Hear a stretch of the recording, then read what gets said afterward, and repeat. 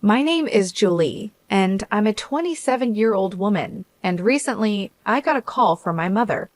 We hadn't spoken in almost 3 years. She called to ask for my help because my sister and her husband had just gone through something really bad. To give you some background, the man who is now my sister's husband was supposed to be my husband once upon a time. My sister, who's 23 and I'll call her Kelly, got together with my fiancé Jack, who is also 27, on the day of my engagement. Jack and I had been together since college, and after almost 3 years, he proposed to me. He even threw a party to surprise me on the night of our engagement. I remember feeling like I was on top of the world until about 2 p.m. that day. I decided to step out into the backyard to get better phone reception, and that's when I saw my sister and Jack. They were making out so passionately that it took them a few seconds to even notice me standing there, completely shocked. I couldn't believe he would do this to me, especially after almost 3 years together, and on the night of our engagement, no less. When they finally noticed me, they quickly pulled apart, but it was too late. I ran to my car and drove as fast as I could to the nearest hotel. I was in complete shock and trying to process what I had just seen, hoping it wasn't true. But then I received a text from Kelly, apologizing and saying she was in love with Jack. Apparently, this had been going on for a long time. I was in my hotel room when I got that text, and I broke down like never before. After that, Jack texted me too, saying pretty much the same thing.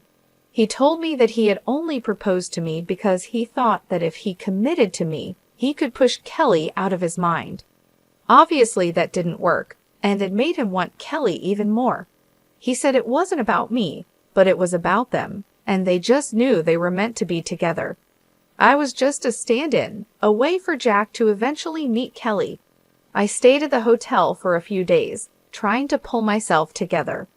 I was still feeling lost and trying to convince myself that this was just a bad joke life was playing on me.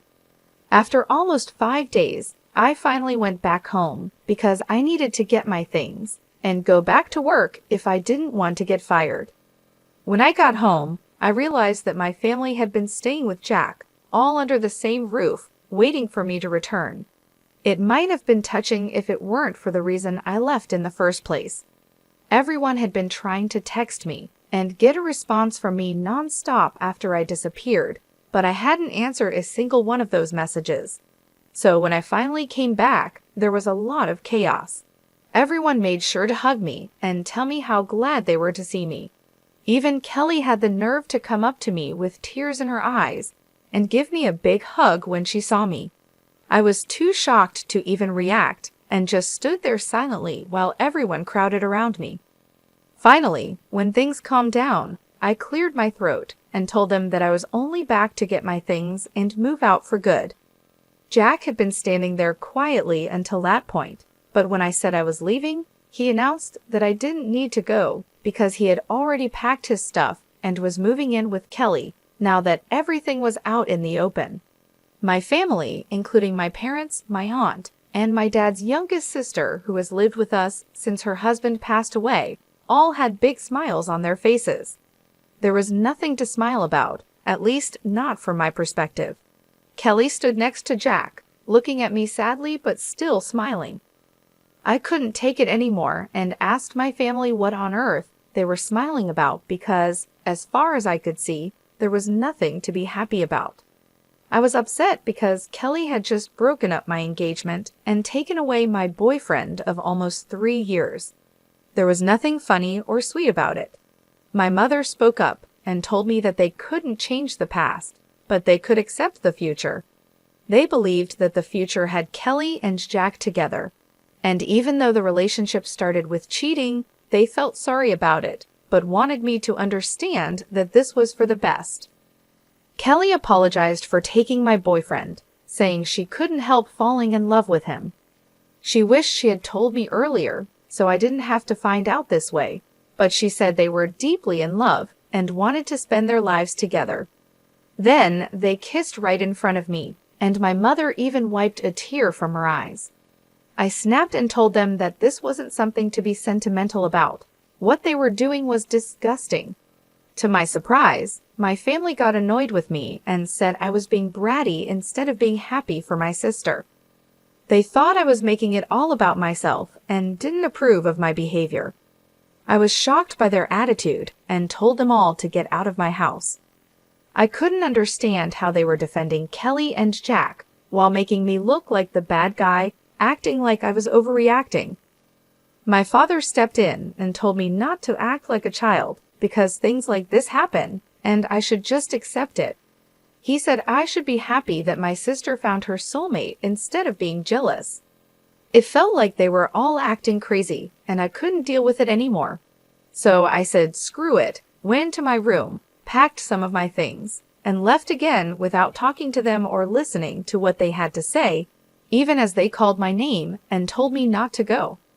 I didn't have anything left to say to them because it was clear that they cared more about Kelly and her happiness than about me or what was right and wrong. They were so focused on justifying what Kelly had done that they completely forgot that I had real feelings too. After that day, my family tried to contact me several times, but I never responded because I didn't think I owed them anything. A couple of weeks later, I even received an invitation to Kelly and Jack's wedding, which I obviously declined. All the friends that Jack and I had in common also declined the wedding invitation to support me, and even a few relatives who knew the truth stopped interacting with my family after they learned how I had been treated. It's been 3 years, and I've cut them out of my life completely. They occasionally try to get back in touch by wishing me well on my birthday or New Year, but I always ignored them. I never blocked any of them, though I did remove them from my friends list. Since I have a public account, they could still see what I was up to, which is what I wanted. I wanted them to see that I was living a great life and let them feel jealous. It was a bit petty, but it was the least I could do after how they treated me. Until recently, I had no idea what they had been up to in the last few years. About 5 days ago, my mother called me from a number I didn't recognize. When I answered and realized it was her, I tried to hang up, but she begged me desperately for a chance to talk. She sounded so upset that I agreed to listen for a couple of minutes because I couldn't ignore her completely. She told me that Kelly and Jack had started a business a couple of years ago, but it was failing badly. Their investors were backing out because the business wasn't making any profit. They borrowed more money, but even that didn't help, and now they were deep in debt. Loan sharks were after them, and they were being hounded by everyone from their employees to their investors and the people they had borrowed money from. I lived a comfortable life and could afford to help them out, so my mother turned to me as a last resort, begging me to loan them money to pay off their debts. She wasn't asking for a small amount either. She wanted almost $95,000 to help Kelly and Jack. I asked why Kelly wasn't the one calling me if she needed help and why she was making our mother speak to me instead. My mother explained that Kelly and Jack didn't even know she was asking me for help because they had told her not to. I guess they all still remembered what happened 3 years ago. Kelly didn't want me to know about their situation and wasn't ready to take help from me, but my mother didn't know anyone else who could give them that much money quickly. A couple of months had already passed, and Kelly and Jack were struggling even to put food on the table. My parents and Jack's family were helping as much as they could, but it wasn't enough. They had their own futures to think about, especially since most of my family, including Jack's parents, were retired. That's why my mother, with no other options, had called me to ask for help. I could afford to help them, but I really didn't want to. Kelly was right not to contact me for help because they lost the right to ask anything of me the day they cheated on me. I told my mother that I couldn't help them, and even if I could, I wouldn't. She sounded very upset and told me I was being cruel and needed to think about my family. I reminded her that Kelly and Jack didn't think about me when they had their affair, and my family didn't think about me while they supported them. So I didn't see why I needed to think about them now. I had worked hard to get where I am today, and I wasn't going to just give away $95,000 to 2 people who didn't deserve it. My mother started crying on the phone, saying she never expected me to grow up to be so selfish, and claimed that my sister and her husband would end up in big trouble if I didn't help them out. I told my mother that it was unfortunate, but I couldn't help them, and then I hung up. Since then, she's been sending me text after text, almost every hour, begging me to reconsider and think about my sister. She keeps saying that this isn't the time for petty revenge, and that Kelly is in serious trouble. She warns that if I don't help her now, I'll regret it in the future. My mother is acting desperate, and I don't know what to say to her because I don't want to feel like the bad person here either. Am I wrong for not helping my sister financially after she stole my fiancé 3 years ago? Update: I finally blocked my family. I hadn't done that earlier because, first, I wanted them to see what I was up to and feel jealous, and second, because I thought cutting them off completely might be something I'd regret if something bad happened to them. But now, I don't care anymore. I should have removed them from my life 3 years ago. Keeping them around this long was the real petty thing I did. Refusing to help my sister now isn't petty. It's just the logical thing to do. They've already wasted so much money, and I'm sure that even if I gave them the money now, they wouldn't be able to pay it back. $95,000 is a huge amount, and even though I'm doing well financially, that doesn't mean I can just give away that kind of money without expecting it back. If it were a close friend I was helping, I would still expect to be repaid. But these are people who are close to me, and they're definitely not my loved ones. I can't expect them to pay me back, so there's really no reason for me to help them out. It's as simple as that. I talked to a few of my friends about this to get their opinions, and they agreed that I did the right thing by refusing to give them the money not out of revenge, but because it's completely impractical and foolish to expect me to help the very people who betrayed me in the past. Anyway, my mother is now blocked, and she can't contact me to guilt-trip me anymore. I have nothing to worry about, at least that's what I thought. Update 2. Hi everyone, something really big happened today. I was at work when I got a call from my neighbor. She told me there was a couple outside my house, screaming for me to come out and talk to them. My neighbor said they seemed pretty crazy and had been yelling at my door for about an hour, refusing to leave. I asked her to describe them, but deep down, I already knew who it was. When she described them, it just confirmed my suspicion. It was Kelly and Jack. My neighbor insisted that I come back home to deal with them because she didn't think they were up to any good. Given that it was Kelly and Jack, I knew she was right. So I thanked her and immediately started driving back home because I couldn't risk them getting into my house. Luckily, I got there in about 20 minutes and caught them in the act of trying to break into my house by picking the lock on my door. I pulled up in front of my house and demanded to know what they thought they were doing. I tried to call the police right away, but Jack moved like lightning and knocked the phone out of my hand. Kelly walked over and said they were just there to talk, and they didn't want anything from me, at least not right now. I told them to make it quick and made it clear that they shouldn't expect me to invite them inside. Whatever they had to say would have to be discussed outside in the yard. They seemed okay with that, which was a relief because I didn't think it would be a good idea to let them inside. They already seemed pretty hostile, and I didn't know what to expect. Kelly started talking and told me that our mother had informed her about the phone call and how I had ignored the texts that followed and even blocked them all. She said that the way I was behaving was very unfair, and that since it had been 3 years, I should really be over it by now. I was accused of being silly and dramatic, just to get attention from my family. Kelly said she felt insulted because I refused to help them, and that's why she was there to talk to me. She mentioned that she had managed to arrange the money for now by selling their house and all their jewelry, but there was a strong chance she might need more in the future. She wanted to know that she could rely on me for help when that time came. I told her flat out that she couldn't and shouldn't count on me at all under any circumstances because I hated her and her husband with a passion. I was so angry that I warned her it was taking all my self-control not to hit her at that moment, so it would be best if they just left. Jack, shockingly, demanded that they wouldn't go anywhere until I signed a document promising to give them money in the future whenever they needed it. I couldn't believe what I was hearing.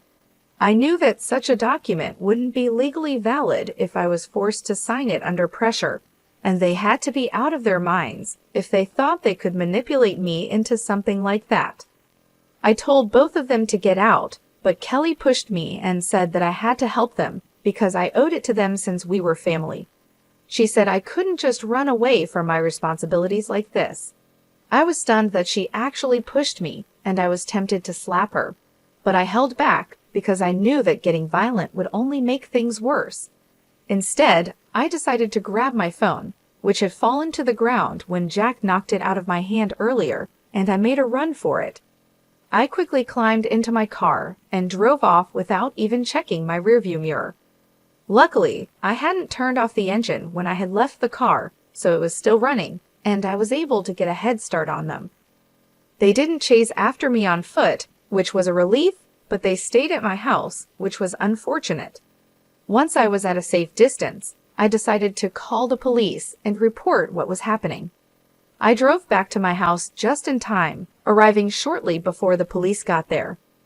Within about 25 minutes, they showed up, and I filled them in on everything that had happened. The police arrested Kelly and Jack and took them away. I knew the charges weren't that serious, and they'd probably get off easily, but it was still worth it because at least they were taken away, and I didn't have to deal with them anymore. A few hours have passed since then, and I haven't heard from anyone in my family, which is strange. I thought by now at least one of them would have tried to contact me from a different number, but they haven't. I'm guessing they're either over everything and won't try to get under my skin again, or they're just waiting for the right time to contact me later when things have calmed down a bit. Update 3. Hi, so my last update was about a week ago, and I had started to believe that my family was finally going to leave me alone after I called the cops on Kelly and Jack. But I was wrong. Even that didn't stop them from bothering me again. This time, it was my parents who showed up at my house, asking if they could talk to me for a moment. This happened yesterday, and they seemed much less arrogant compared to Kelly and Jack, so I decided to let them in. As soon as my mother entered the house, she started crying and apologized for ever taking Kelly's side over mine. My father explained that after they learned Kelly and Jack were arrested because of their behavior, including physically pushing me, they couldn't see them the same way anymore. They had decided to cut them off. My mother kept crying the entire time she was there, while my father continued apologizing for siding with Kelly in the past, when it was actually me who was the victim. I told my parents that while I appreciated them finally coming to their senses, it was too little, too late to make things better. I had grown used to living my life on my own terms, and didn't want to go back to putting my family before myself. As much as I appreciated their visit and apology, I couldn't promise to work on our relationship because, honestly, I didn't see any point in trying to salvage something that was already broken, even if it was with my parents. They protested a bit, saying that we could fix things if we really wanted to, but that was the problem I didn't want to anymore. I just wanted to be by myself, free from the complications and hurt of the past. I told them I respected their efforts, but I was done trying. They seemed a little disappointed, but eventually they left and asked if I could at least unblock them so they could keep in touch. I did unblock my parents, which feels a bit strange, but for now, that's where things stand. I'm not sure what the future holds, but I'm focusing on my own peace and well-being. Stay tuned for more updates on how things unfold.